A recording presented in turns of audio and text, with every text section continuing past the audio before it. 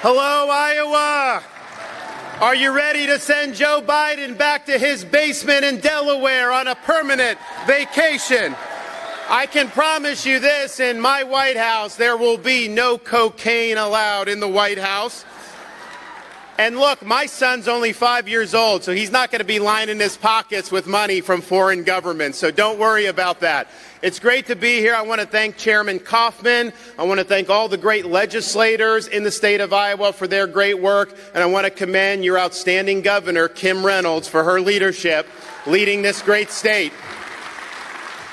Our country is in decline, and Joe Biden is the custodian of that decline. I'm running for president because we as Republicans cannot be content with simply managing the decline of our country a little bit better than the Democrats. We must reverse American decline. We must restore this country to greatness, and we must provide our country with a new birth of freedom.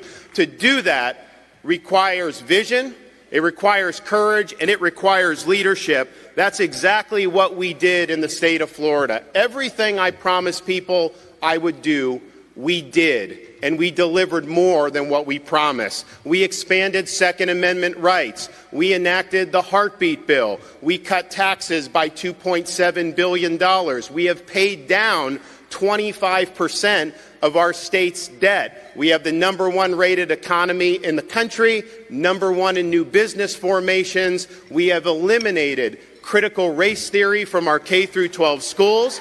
We have enacted a Parents' Bill of Rights to protect the rights of parents, and we have held criminals accountable by enacting the death penalty for pedophiles, and our crime rate is at a 50-year low.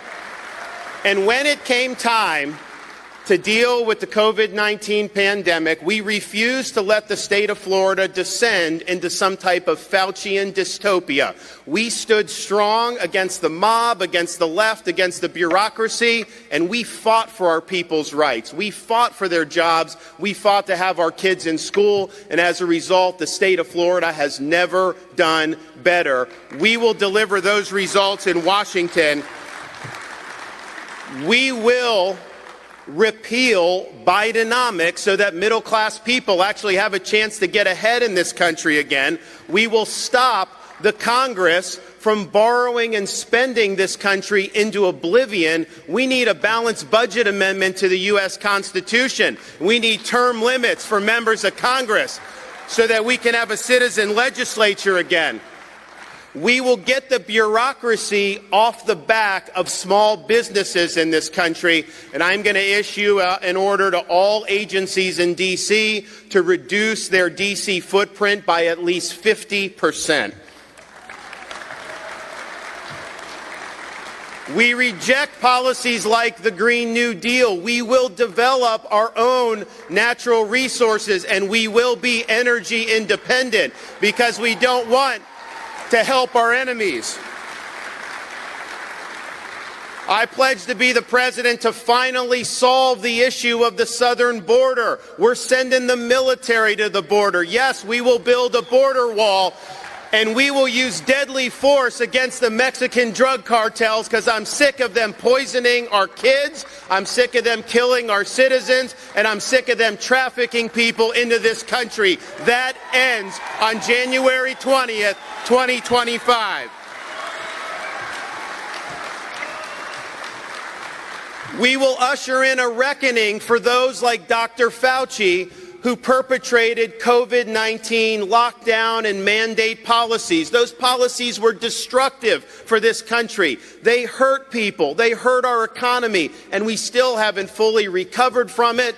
You don't coddle bureaucrats like Dr. Fauci. You bring them in and you say you are fired, and we are going to hold them accountable for what they did. We are going to ensure that parents in this country have the fundamental right to direct the upbringing and well-being of their kids. Schools and systems are important, but they do not supersede the rights of parents. We want education in this country, not indoctrination in this country. We got it done in Florida, and we need to get it done nationally. And I got Kamala Harris coming down to Florida trying to create phony narratives because she understands Florida has stood up to the left's agenda. We have beat the left's agenda in the state of Florida, and so she thinks she can come down and lie about what we're doing in the state of Florida. I'm not budging an inch. We are going to fight back against these people, and we are not letting them take over our schools any longer. We are going to get this right as a nation. We will also end the weaponization of federal agencies like the FBI and the Department of Justice. On day one, with me as president, you will have a new director of the FBI, long overdue. You will see a house cleaning at the Department of Justice, and we are personally going to hold them accountable. We are not going to allow them to target people like parents going to a school board meeting, pro-life demonstrators just speaking their mind, or targeting religious groups like observant Catholics. Weaponization ends on day one of our administration, and we are going to reconstitutionalize this federal government once and for all.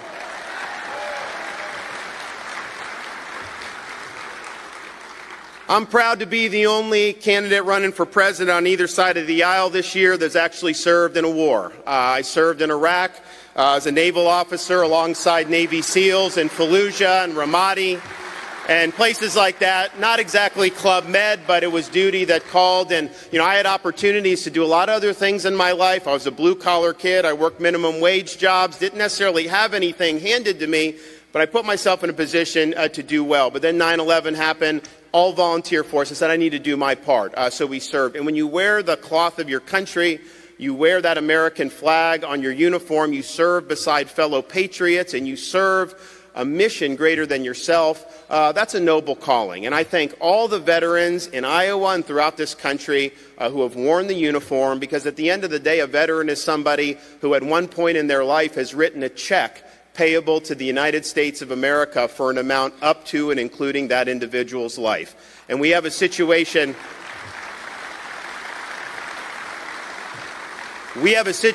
now in this country where our recruiting into our military is at the lowest level since the end of the draft during the Vietnam War. And the reason why, and I have veterans coming up to me saying, Governor, I don't know that I'd want my kids or grandkids to join today's military. Why? Because they're indulging in social experimentation. They're pursuing political agendas, woke ideology. They've taken their eye off the ball. As Commander-in-Chief on day one, we are going to rip the politics out of the military. We're going to end the woke agenda, and we are going to restore the military to mission first.